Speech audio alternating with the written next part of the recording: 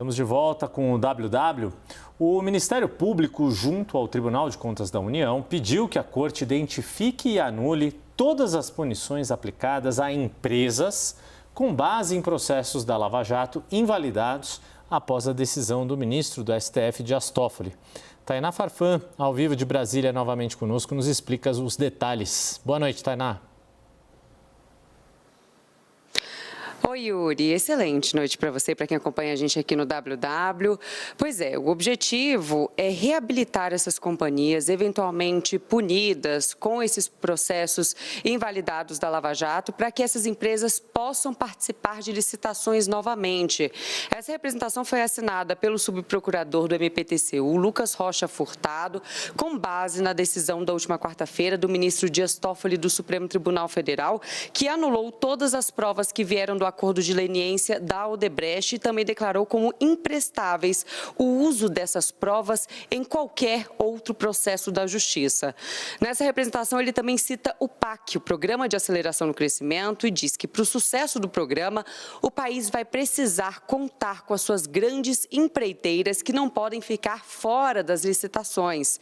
E ele também pede que o TCU apure eventuais prejuízos causados aos cofres públicos por conta das operações irregulares e anuladas da Lava Jato. Outro ponto que ele traz é que ele afirma que não há dúvidas de que a Lava Jato acabou com a indústria de construção civil pesada do país e criou um clima de terra arrasada no Brasil. Pois bem, a CNN já mostrou anteriormente que o TCU já começou a avaliar os possíveis efeitos dessa decisão do ministro Dias Toffoli e também o presidente do TCU, Bruno Dantas, pediu para que a área técnica se debruce, então, sobre esse assunto.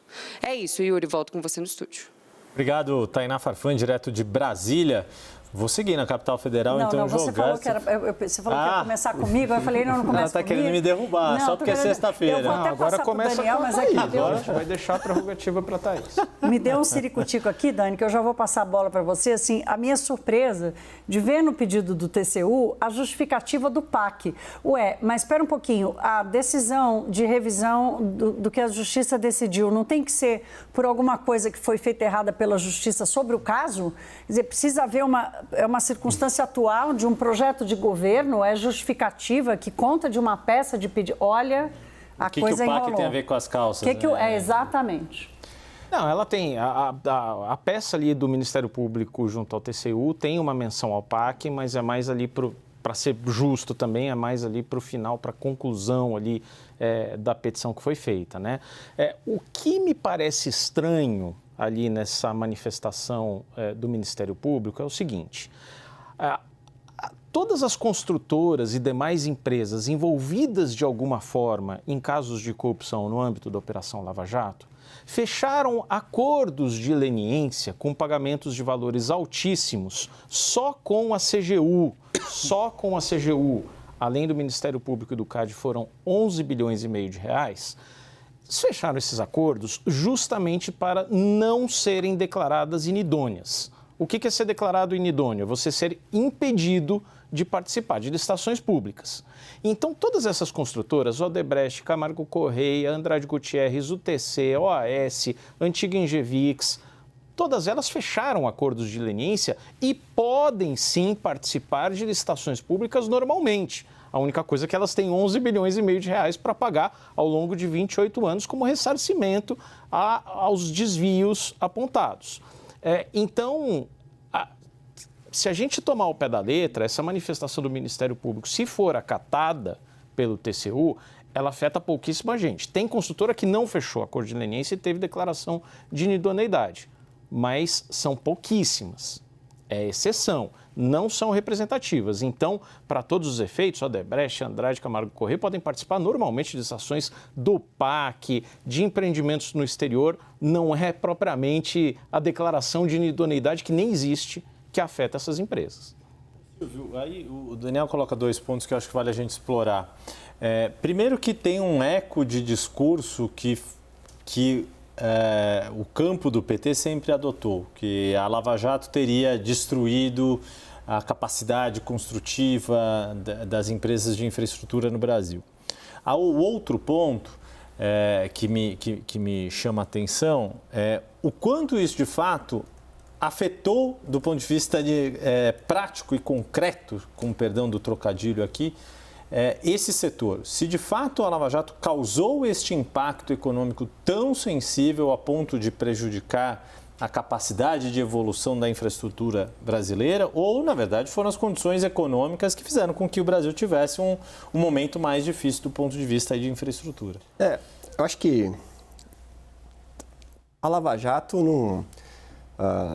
assim, aquilo ali não era uma circunstância daqueles anos que a Lava Jato chegou e desmoronou um castelo. As empreiteiras que estavam envolvidas no que foi documentado pela Operação Lava Jato, elas construíram um modo de operação que também foi documentado em vários outros casos, várias outras investigações, livros, enfim. Existe uma história de uma relação entre, não só empreiteiras, mas, enfim, uma parte do setor privado e a política brasileira de décadas, que passava por financiamento ilegal de campanha, que passava por outras formas de corrupção, e aquilo era insustentável.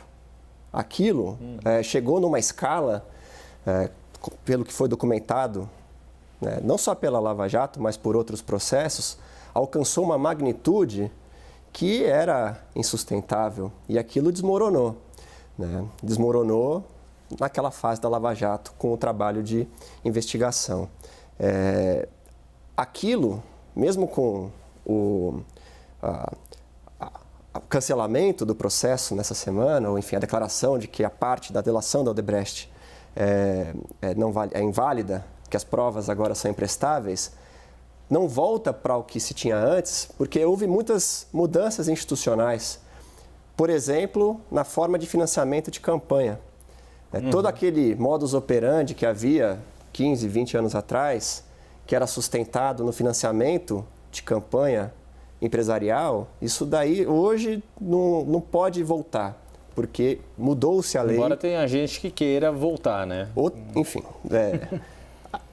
aquele sistema que foi gestado por tantos anos e enfrentado por diferentes processos, aquilo desmoronou e não é o retorno disso que tá em jogo. Agora, para a segunda parte da sua pergunta, o impacto econômico que isso trouxe, né? Ao você atacar diretamente as maiores empreiteiras do Brasil e esses acordos que se fazia em caixa 2 ou por baixo dos panos com uma boa parte da classe política. Quanto que isso foi responsável pela maior crise econômica que a gente viveu em 100 anos, né, em termos de queda de atividade econômica. Aí eu não sou economista para dizer taxativamente, mas eu lembro, na época, acompanhando o trabalho dos economistas e acompanhando as empresas, que não era culpa da Lava Jato, era culpa de um desequilíbrio econômico que a gente vinha acumulando de anos, de um esgotamento de um modelo econômico baseado mais em consumo do que em investimento. Aqui tem uma discussão, vários estudos foram feitos para tentar medir o impacto econômico da saída da própria Petrobras. A Petrobras responde por mais ou menos 4% do PIB brasileiro, né? Ela tem um peso relevante na economia.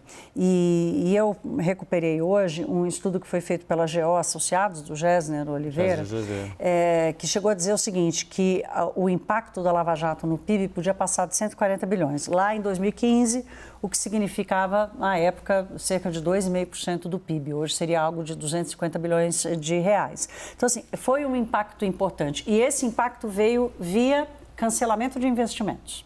Então, e aí casa com o que você está acabando de dizer, quer dizer, o Brasil era um país, ainda é um país muito dependente do consumo, e quando você tem uma empresa que tem uma parcela, que responde por uma parcela importante da taxa de investimento no Brasil, que se retira completamente, até porque ela se atrapalhou com a dívida que ela fez, ela gera mesmo esse impacto. Mas a crise como um todo, ela foi muito mais fiscal, ela foi de descontrole, ela foi de inflacionária. bancária e por aí vai.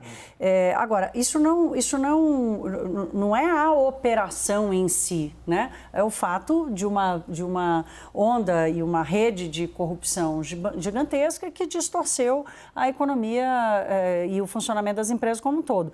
E no caso da Petrobras, o fato dela ter sido usada para manipular preços, por exemplo, primeiro quase quebra a Petrobras. E ela é um risco fiscal, porque se ela quebra, quem tem que lidar é a viúva que paga. O principal acionista que é o governo. Exatamente. Então, primeiro isso. E segundo, o fato dela ter ficado desequilibrada há tanto tempo, quando ela volta e ela precisa fazer o ajuste, foi assim na energia elétrica e tal, ela causa uma inflação gigantesca, porque o preço estava muito defasado. Hoje a gente está falando de defasagem de 60 centavos. Naquela época era muito mais que isso. Daniel, para a gente arrematar aqui e fechar o bloco. Yuri, esse é um mercado que eu adoro acompanhar, o da construção civil.